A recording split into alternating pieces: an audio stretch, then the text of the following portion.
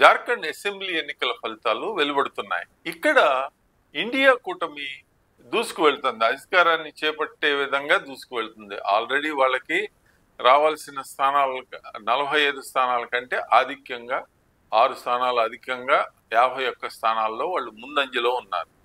India కూటమిలో భాగస్వాములు జార్ఖండ్ రాష్ట్రం ఏర్పడటానికి ప్రధానమైన కారణం జార్ఖండ్ ముక్తి మోర్చా.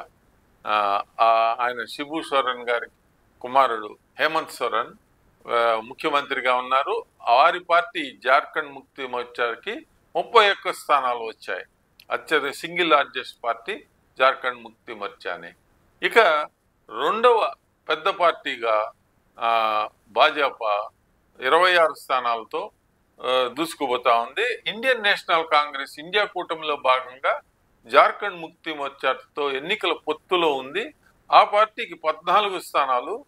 మరి ఇండియా కూటమిలో మరొక భాగస్వామికి ఆర్జేడీకి అంటే లల్లూ ప్రసాద్ యాదవ్ గారు, బీహార్లో లల్లూ ప్రసాద్ యాదవ్ గారికి ఇక్కడ కూడా వారికి పలుకుబడి ఉంది. వాళ్ళు 5 స్థానాలకు పోటీ చేస్తే 4 స్థానాలను వాళ్ళు గెలుస్తూ ఉన్నారు.